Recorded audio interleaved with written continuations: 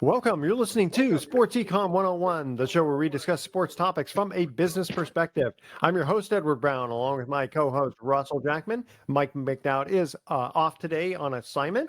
At each commercial break, we are going to ask a trivia question and do want to welcome our latest additional station, AM 1550 SLC Sports Radio in Salt Lake City and throughout the Salt Lake Valley, with a special thanks to Program Director Dino Costa.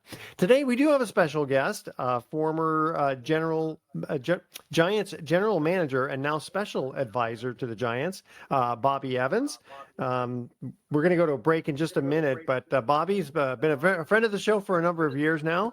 Bobby, how are you? How are you doing today? Very good. Good morning. Nice to be with you guys. Yeah, it's interesting when we come back from break. There's a bunch of questions I want to ask you because you were the general manager, and the way I look at it is that Buster Posey was quote underneath you, and now it seems like maybe the tide has or the positions have shifted, and what's that like? And then also like what kind of special things are you doing for the Giants as a special advisor? And when we come back, so Russell, you're going to like this because I have an actual computer question in our trivia that I think you're going to like. Good. I better get right. Yeah, you better get this one right. All right, and then also we definitely want to talk about Game 7 for the Thunder and the Pacers. My prediction, I thought the Thunder were going to win in 6 games, so I was off 1 game. And what happened to Obi Toppin? He just sort of got. He seemed to not show up. I don't know. Maybe he was just a little bit too nervous. All right. Audience, stay with us. You're listening to Sports Econ 101. Don't touch that dial. We are going to be right back. Go. Welcome back to Sports Econ 101. I'm Edward Brown, along with Russell Jackman and our special guest, Bobby Evans. Bobby, okay, let's first talk about this. You were the general manager of the Giants. We're on, let's call it hiatus for a while. And now you just got rehired. What is your role with the Giants right now? Well, as a senior advisor to our president of baseball operations, we all know Buster Posey. I think for me, it's really just to support a baseball operations department that's really a well-oiled machine. I think that Buster Posey is very much in his element in this new role, and as the president of baseball operations, and then Zach Maniason, a longtime baseball executive, grew up in the game and has been very successful in his own right, has taken over as general manager, which really just creates a great tag team between him and Buster in terms of running the baseball operations department. And they have a great leadership team around them, from the director of amateur scouting, Michael Holmes, to the director of pro scouting, Hadi, and also our head of analytics, Paul Bien, and assistant general manager, Jeremy Shelley. It's just, now Randy Wynn and Kyle Haynes leading player development, Joe Salermo leading international. So it's just a great team. And so for me, I get to be an extra set of eyes, extra set of ears, a voice here and there, and really just enjoy the camaraderie that they have, and then continue to help encourage them and support any of those guys and their staff any way I can. And I think the fun part of it is there's so many elements to what goes on in baseball operations. We don't really realize, how many aspects of things are going on. It's not just the 2.5 or 3 hour ball game that day. There's a large effort in terms of conditioning and strengthening the players, handling the medical issues. Obviously, the player development system, and player development also happens at the big league level. There's always trade talks. There's always roster moves. There's always players that we're scouting on other teams. There's always preparation for the draft that comes up in July. There's a large international pool of players and money that has to be, well managed, as well as players that are developing there. We have 2 teams in the Dominican with players that are, 16 years of age or 17.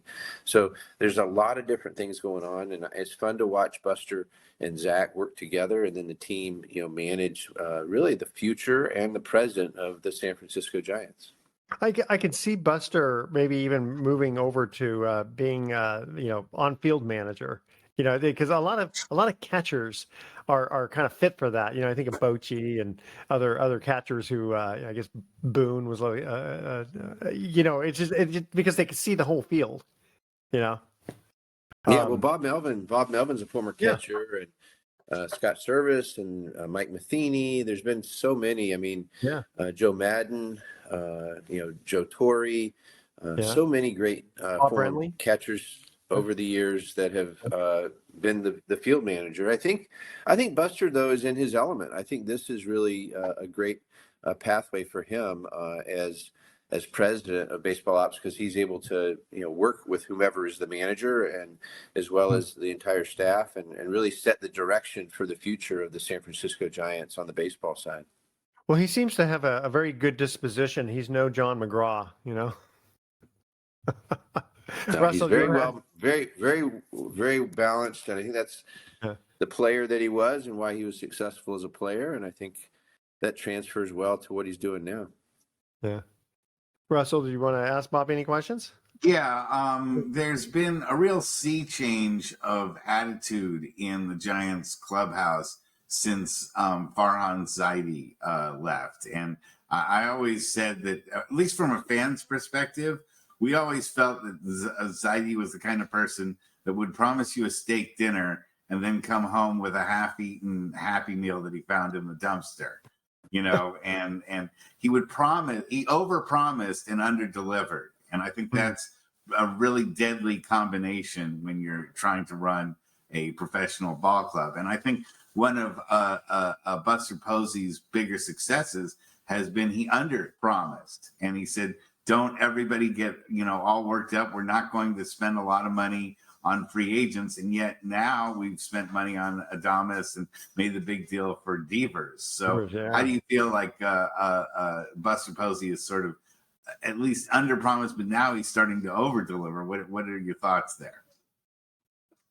Well, it's been fun to watch the team come together. I think that starting with spring training, Buster brought a lot of his mentality and beliefs about what makes a great team into that clubhouse, and I think Bob Melvin and him have a very common vision of what it's going to take to be successful. I think the recurring lineup, putting people in a position to succeed, but sticking with them. I think there's some hard moves made recently that affected the roster quite a bit, but we went well over a month into the season before having any pitching moves, and even not much less than that with position player moves. And some of those have been dictated by injuries. But I saw Buster and Zach stick with players who were struggling and gave them a long leash, partly because of what they'd accomplished looking back. And when a front office is able to give players that room to fail and then get themselves back in line, that sends a great message to the clubhouse, and it also sends a good message to the player development system in the minor leagues, that players have a chance to come up and will be given the latitude to fail, but also the expectation will be that they'll right themselves and then get going. And I think that gives players less tension and ultimately more confidence to succeed. So I think the combination has been great. And I think as Buster, looks around the league and looks at what our competition is and sees how well we've done so far, I think it really prompted him to look for, the greatest need that we had, which was a way to really add some power and someone to drive the ball into the middle of the order. And Devers was, really a very, very unusual opportunity. And it's hard to get a player like that in free agency, and probably even harder to get him at the deadline, but nearly impossible to get a player like that in mid-June. And so somehow, we were able to pull that off. And I think that really Buster and Zach's tenacity and attention to what was going on in Boston, as well as an attention to what the Giants needed, they were able to, orchestrate and design that deal to get it done right now. And I think that gives really an advantage to the clubhouse, and it gives an advantage to Devers to settle in and have a significant portion of the season still ahead of us. And it should be, a great boost to that clubhouse and really set the environment, on its ears to know that there's a belief upstairs that we can do something special. It reminds me Willie Mays. He was a superstar supposed to be coming in, right? And I think he went like 0-17, his first 17 at bats, but they stuck with him because they knew he was going to be a superstar. All right, you guys ready for our first commercial break here with a trivia question? All right, this one actually has, well, I guess it's more of a phone thing rather than a computer thing. I don't know. All right. And then Russell, you can't say anything until we get back from break. All right. How much faster are 6G speeds versus 5G speeds? How much faster? All right. That's our trivia question. Kind of an odd one there. Don't worry. The next one will be something about Batman. And then the other one will be about U.S. state capitals. Got to figure you got to keep the audience sort of engaged with all these. I'll get the Batman one right. Yeah, that one. Well, it'll be interesting to see if you know the entire thing. We'll ask. It'll make more sense when I ask it. But again, this trivia question is: how much faster are 6G speeds versus 5G speeds? All right, stay with us. You're listening to Sports Econ 101. Don't touch that dial. We're going to be right back.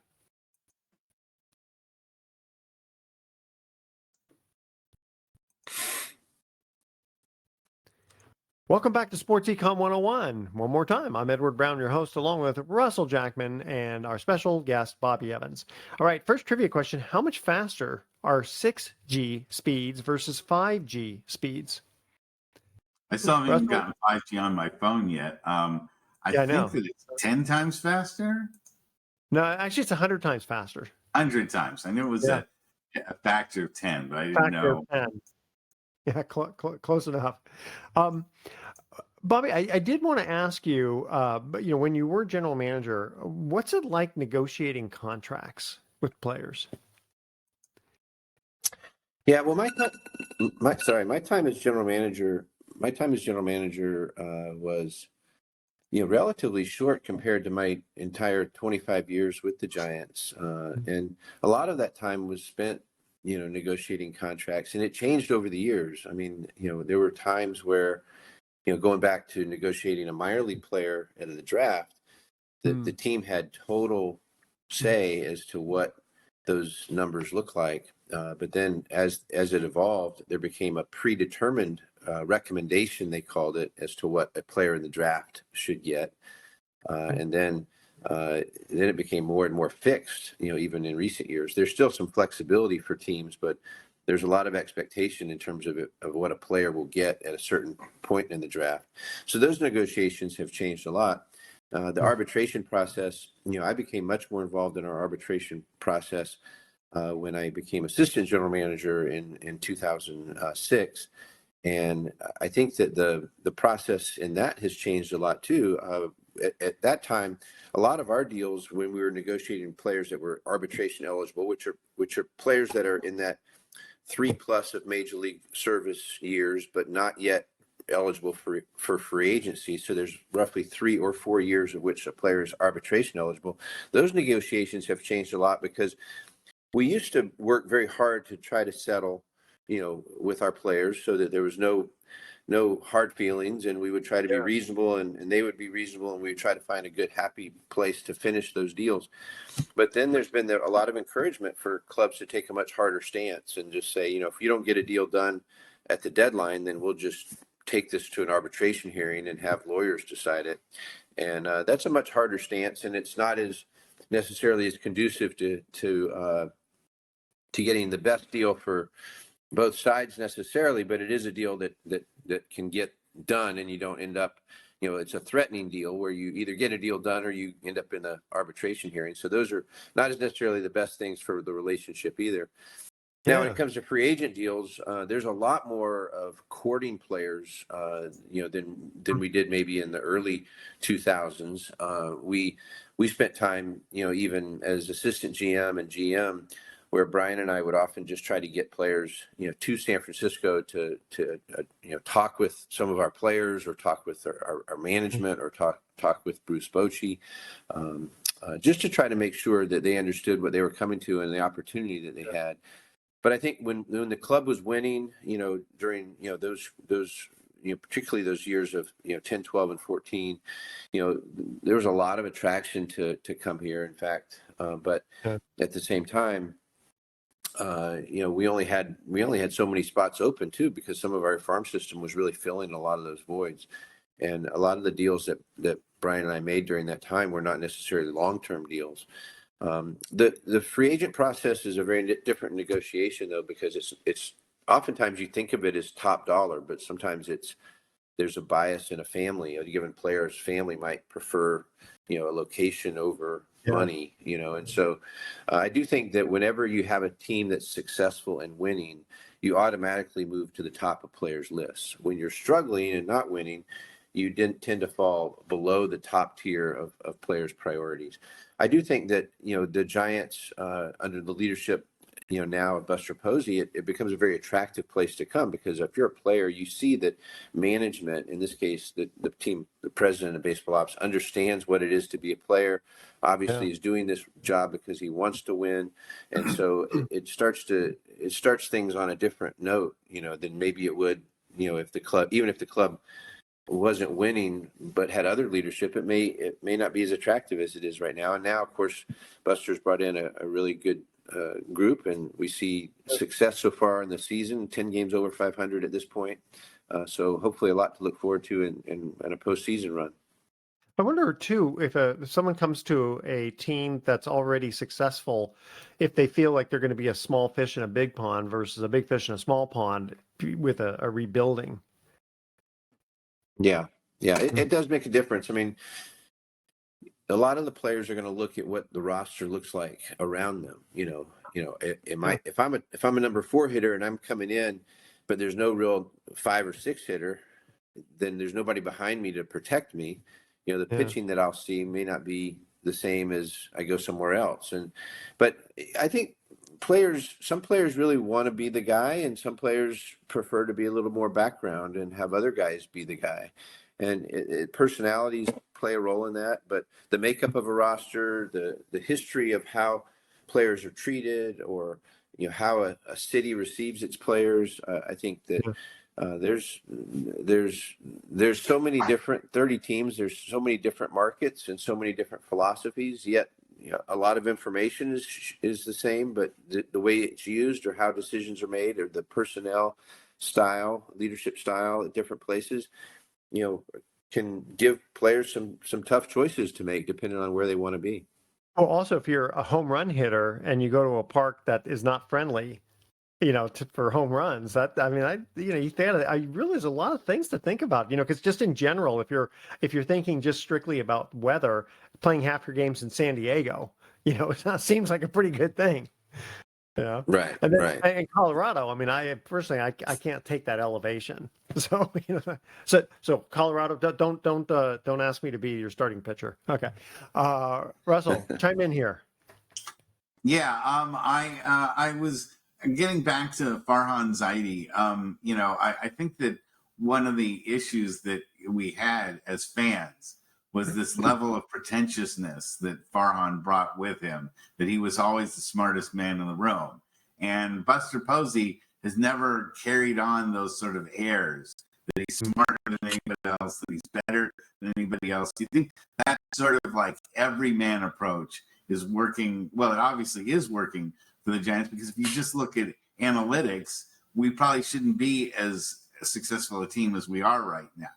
And so do you think there's going to be a move away from this sort of analytics rules, everything has to be done through, judging statistics, and instead we're going to go back to more of a gut feeling, kind of like what Bochy brought us? I'm seeing that more coming out of Bob Melvin. Is that your perception too?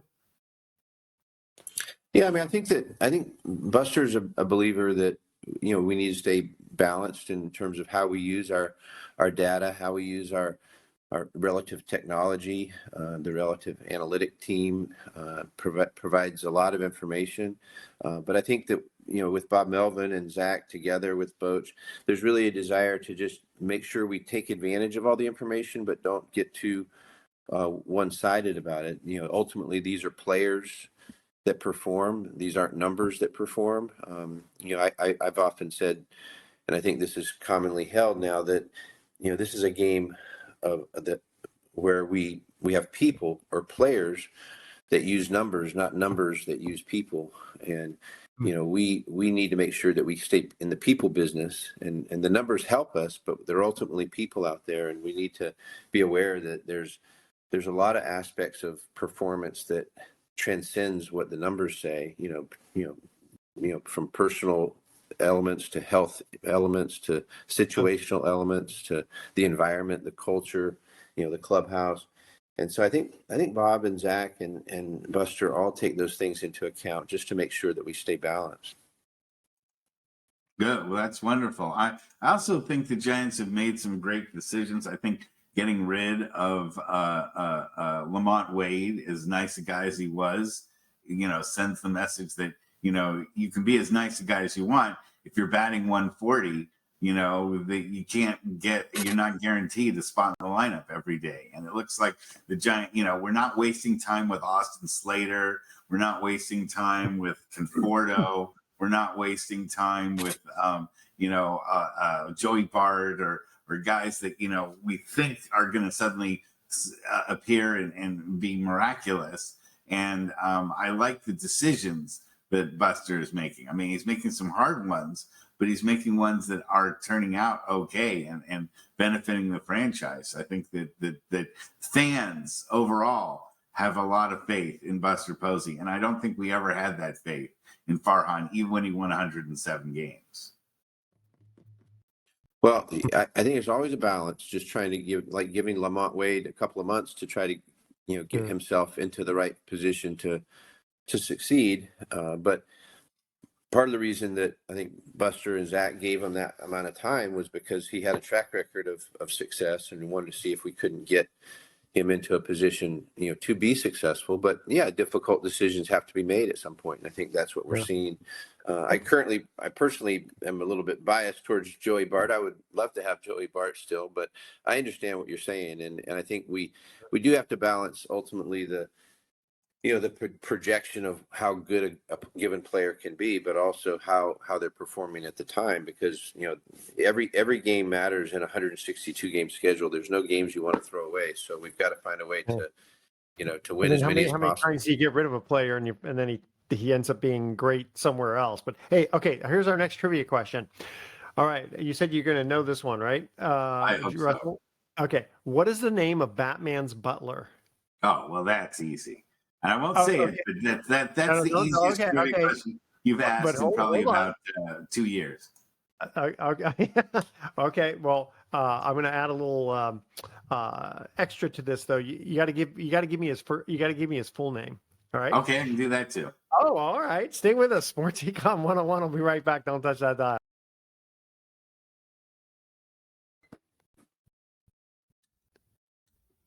Welcome back to Sports Econ 101. Edward Brown here along with Russell Jackman, our special guest, Bobby Evans. Second trivia question. What is the name of Batman's butler? Alfred Pennyworth. Alfred who? Pennyworth. Pennyworth. Very good. Very good. I mean, we all knew it was Alfred, but I didn't know. Bobby, did you know his last name was Pennyworth? I didn't know that, but you knew it was Alfred. All right. What else you want to talk about? Because I definitely want to talk a little bit of basketball. You want to talk a little basketball? Did you see the game? No, I had a great weekend of not only Giants baseball, but also my son's travel ball team. So I was very occupied, and once the Warriors and Celtics are out, it's awful hard for me to get excited about the NBA finals. Right, I'm looking towards next year, but it does sound like it was pretty exciting. I don't think anybody expected it to go 7 games. So yeah, no, it was definitely a 6 game. Yeah, because you actually came from Boston, didn't you? Yes. Yeah. So how do you deal with the Red Sox now? Do you just say, well, wait a minute, we're talking baseball, I got to be Giants only? Yeah, well, yeah. I mean, when you're talking about Giants playing the Red Sox, that's a different story. But it's always fun to see the Red Sox do well, and And but yeah, for me with this 3-game series, there was only one team to root for 3 days. So Oh, so just really quickly, what I said before in the opening, Obi Toppin, he was doing great during the series, and then I don't know, he seemed to kind of be very hesitant, or maybe they guarded him better. What do you think, Russell? There's a certain ceiling I think that a lot of the Indiana Pacers kind of hit. They were, overachieving for so long, and then you lose someone like Halliburton, and there's no way that you can make up for that. They needed to be 100% yesterday to be able to beat a team that is basically playing 1 through 12 on a level that, I'm as a Warriors fan, I'm greatly concerned that Oklahoma City could win another 3-4 titles very easily with the makeup they have now. They have youth, they have experience, and they're getting some actually good draft picks in the next couple of years too because of deals that they've made. They have like 5 first-round draft picks in the next 3 years. Well, as these guys get a little bit older and a little bit more mature, I think, what did they say? They were the second youngest team compared to the largest point differential. The largest point differential in the history of the NBA in their victories. Wow. Bobby, what's the average age of the players at the Giants right now? Do you know roughly? I don't, but I want to say in the 27 range, but it could be, could be a tick above that. We've got a good number of players in the 29 to 31 range, but it's a younger group. And I mean, obviously, you get people like Nolan Ryan who can, go till they're 40-something years old, but maybe he could even pitch now. But at what point, where do you start seeing the curve generally? Like 35? I mean, you do start to see it at 30. I don't want to I'd rather understate it than overstate it. I mean, 33 is definitely a point where you start to see, how much players are going to be able to turn it on, or really start to slow down. So 33 is a pivotal year. I think that, you're going to see players that still play into their late 30s nowadays, but players are taking better care of themselves than ever. But, the game does change, and it's a quick twitch game, and the speed of the pitch, the pace of the game, the speed of the game on the field can be very, very challenging as you get older. So I think the turning point oftentimes is 32, 33. Well, especially 162 games. I mean, that's a lot of baseball. And then especially if you get into the playoffs, and if you're, an everyday player versus, a relief pitcher, that sort of thing. Right now, you guys, as of today, what are you, about 4 games, I think, behind the Dodgers? Is that about right? Yeah, I think we're 3.5. We're 3.5. I think 4 in the win column, 3 in the loss column, and a lot of baseball ahead. But 10 games over 500 puts us in a good position. Yeah. So there are some teams playing really good baseball in the National League as well. I mean, the Phillies and Mets are right there. The Cubs are having a really good season. So Padres in our division. So it'll be interesting with the wild card race. But, the focus is win the division and let the wild card be your backup plan, but not your primary plan. So. Well, yeah, I mean, we haven't even hit the All-Star break yet. But what happened to San Diego? They kind of came out like a house on fire, and then I guess just teams hit slumps. That's the ebb and flow of the season. I mean, Dodgers have had their slumps too, and they're getting healthy. And when guys go down, even for us, losing Chapman is a tough hit. We lost Verlander for a month. I mean, when you lose guys, it does have some potential to set you back. And but yet we've seen, for us, Schmidt rise to the occasion. So it's been fun to see him, 4 for 4 yesterday. And but yeah, I think Padres, they're going to be tough all year, and they'll have some ups and downs just like anybody. But it makes the division tough. And the D-backs, they emerged, late in the year, take themselves to a World Series a couple of years ago. So you can't count them out either. Yeah, just count out the Rockies, unfortunately, for them. Yeah, for the next century. That's one you got to make sure and win those games. There's there's a lot of baseball against them, and you've got to find a way to win because we've lost 2 games to them already, and they've only won 14, I think, for the whole season. So there's no game that's automatic in baseball. You still got to play it, and you still got to try to win it. So those got to be the frustrating ones, though. I got to think to lose to a team that on that. It's interesting. I always think about the old rivalries. For some reason, I don't know. Is the Giants-Dodgers rivalry the same as it was before? I mean, it always happens like when there's a big fight going on, but or is it just it's business, and yeah, they're in the division. I mean, I think in baseball, it's still one of the top 2 or 3 rivalries in baseball, and it's certainly in all of sports. It's certainly in the top 10 in all of sports. Yeah. I mean.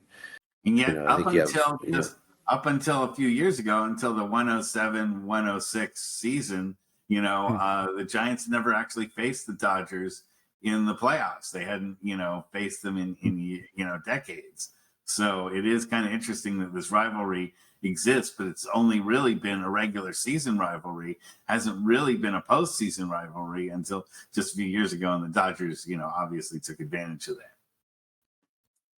No, that's right. That's right. And, you're on a collision course nowadays with them doing with the Dodgers. If you're going to get to win an NL pennant, you're going to pretty much have to go through LA, it seems. So, yeah. And then what about from a spending, the Yankees always spend a lot of money.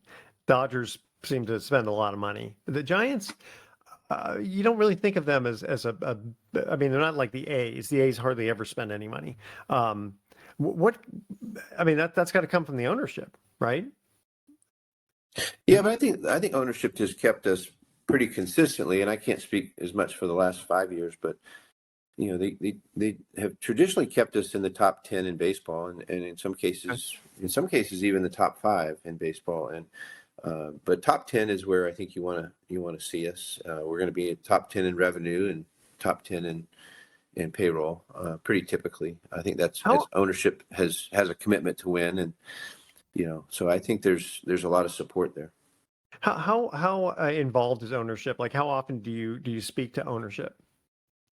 Ownership's very active. I mean, they're in terms of presence at the ballpark and in terms of communication, certainly with Buster as the president of baseball ops, he has more regular contact and meetings, consistent meetings for the investor group.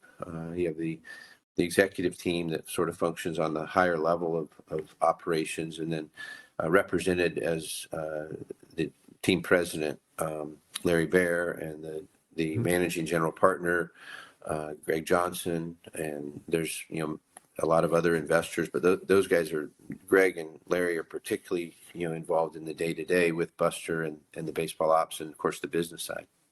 I guess it depends on who the owner is, how much pressure gets put on the general manager, because you can pick the greatest players, and then they get hurt or they get into a slump, and then you just wonder what the dynamics are between ownership and management. When those things happen. I mean, I think that more front offices. I can't speak for all of them, but certainly with the Giants, there's always been a partnership between ownership and baseball operations, and we feel like we're supported.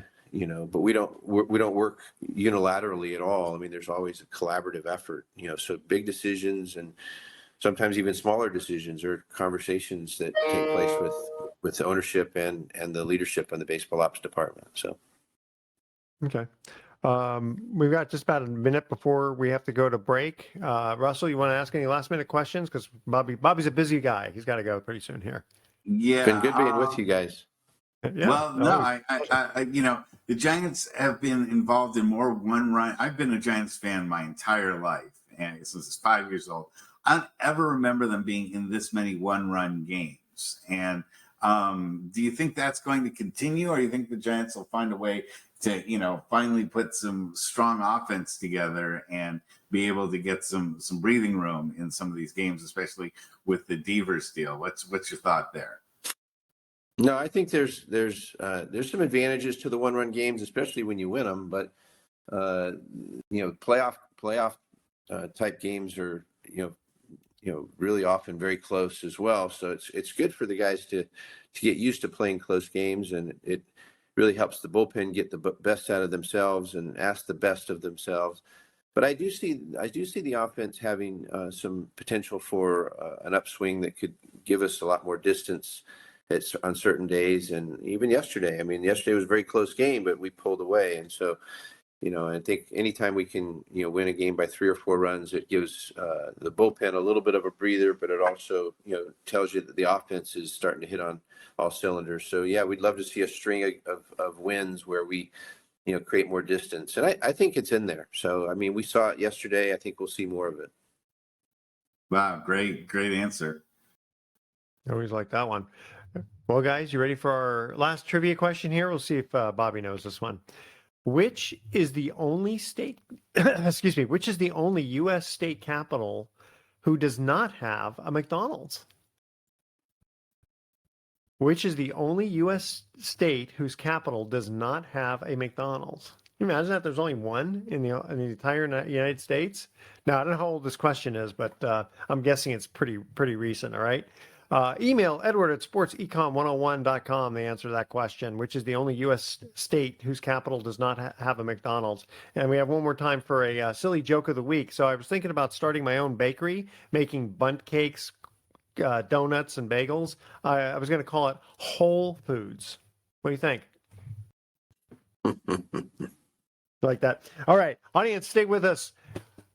Sports Econ 101. We'll be right back with some closing comments. Russell, it's really hard to get him to laugh, I'll tell you, or smile.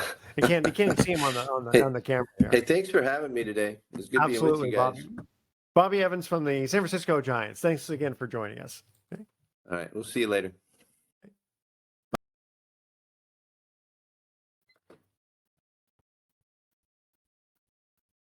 Welcome back to Sports Econ 101. Last time for today, I'm Edward Brown, your host, along with Russell Jackman. And we had to say goodbye to Bobby, who was busy with the San Francisco Giants.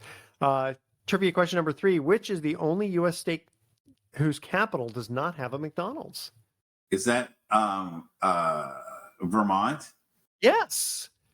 Montpelier, Vermont. And I know you didn't use Google. You're just a smart guy. Well, there's a blogger who is this lady named Pumpkin Potion, and she's from Vermont, and she talked about how there is not only there's no McDonald's in the capital, but any of the McDonald's there, they can't put up like any big signs in Vermont.